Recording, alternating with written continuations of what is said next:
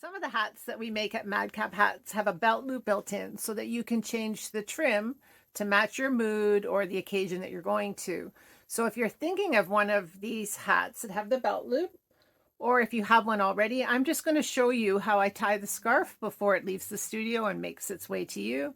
And then when you get your hat, if you want to change the trim, you can just put the new trim in and tie it in a knot and have the ends hanging down, or you can do the bow the way that I do.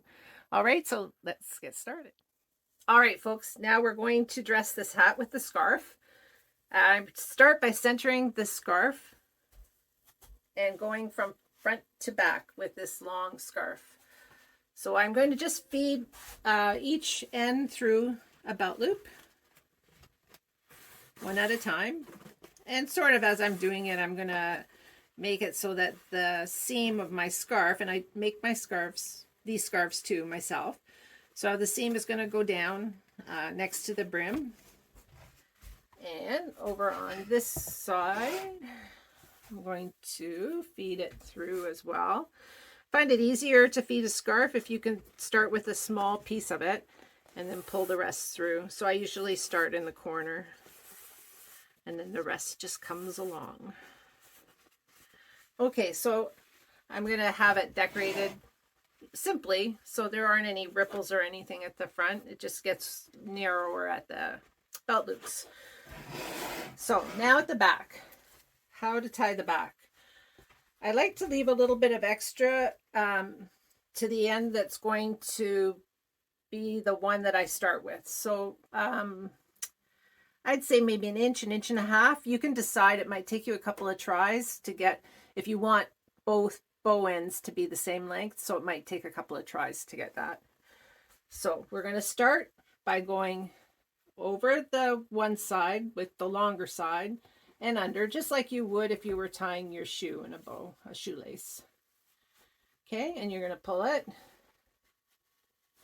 And then I'm going to put my finger behind the end that's longer, the one that's on the left side. I'm going to put my finger behind and sort of sandwich it between my index and my middle finger.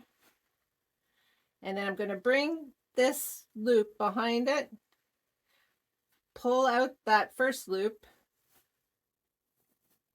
and create a bow.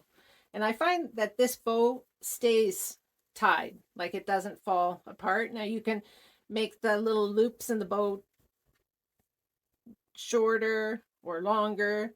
I mean, you can decide. And this is a point where you might want to try experimenting with how much extra you leave. I don't really like everything matchy-matchy. I kind of like the boho look and the softer look of a bow that's a little bit irregular. So the ends aren't quite the same. So this is going to be Emily's hat. And this is how she ordered it, and this is how she'll get it. But now she has a video to watch on how to dress it. So now we're going to dress it with another scarf and we'll just tie that in a knot. Now here's a different look. This is one of the scarf choices now on the website while I still have some fabric. It's black with red roses. It's quite pretty. So for this one, I'm just going to tie it in a simple knot at the back. I've already fed it through the belt loops. I'm going to maybe just give a little bit more on the left side, my left side, the part that's going to go over and under. So just like you would go over and under the right one. And I'm just going to tie a simple knot. So I'm going to bring that longer one back, sort of pull it over top of the one piece that's underneath, and just tie it in a knot like that. So you get a little bit more of a finished knot, almost like a tie knot. And the ends are about the same length, if you can see that. So you could either go ahead and tie it in a bow on top of that knot, or to make the ends shorter, or you could just let it sort of hang down your back if you want something a little bit more casual. All right, now I'm going to show you how to do the hat with belt loops that has a buckle. So you'll see that on some of the straws and on some of these hats too. Oh, and by the way, this is the smaller brimmed sun blocker with scarf in oatmeal with black underneath the brim. Alrighty, we have another scarf choice here at Madcap Hats. It's not quite as long. Well, it's not nearly as long, I should say.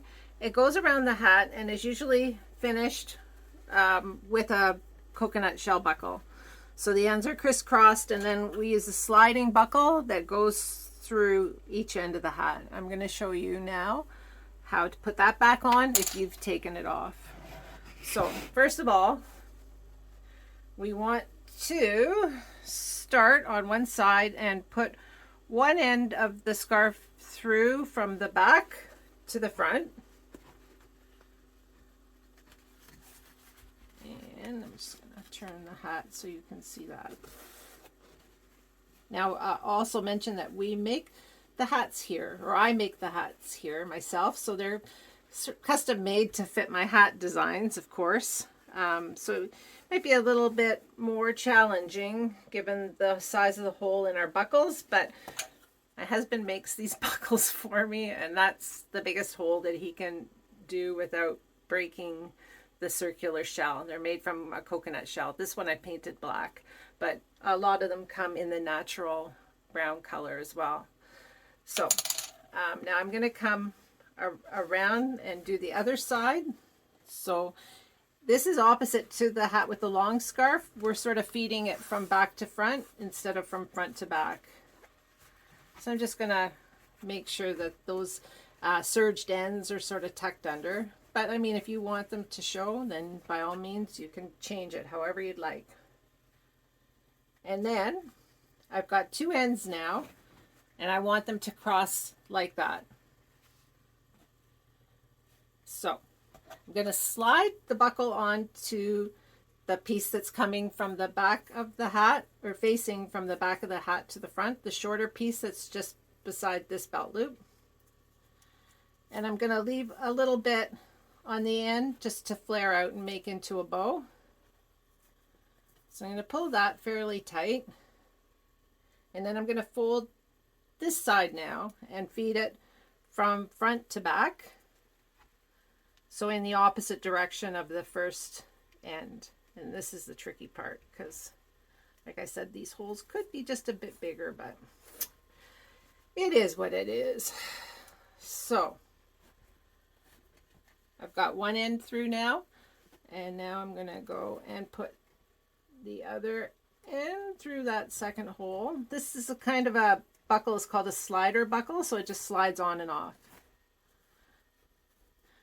But the width of the scarf definitely holds it tight, and sometimes you can even adjust the size of the hat by tightening these two scarf ends. So I like to flare the scarf out a little bit like a bow, like that. Or if you wanted to, you could have both ends sort of facing towards the back of the hat, or you could take the buckle off and just tie the ends in a knot. Either way, this hat gives you lots of choices too, because you can now take the scarf off and put on a scarf from your own collection. Now that we have this hat dressed and ready to go, I want to talk to you about the headband that I'm wearing. I wear a headband pretty much every day while I'm working. It just is so convenient and comfortable to keep the hair out of my eyes when I'm running from different sewing machines and the steamer and the steam iron. So we're going to first learn how to measure your own head so that you can draft a pattern for a headband. From the headband, we'll go to a toque, and from a toque, who knows? But we're going to start by sharing some of our patterns and some of our sewing techniques, and we're going to, engage anyone who wants to in Hats 101. Sounds like a plan, right? I can't wait.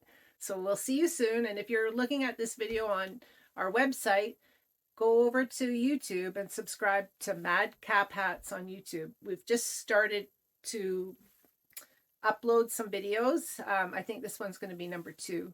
So the next one coming up will be about measuring your head, and then we can get started with the headband pattern. All right, we'll see you soon. Thank you.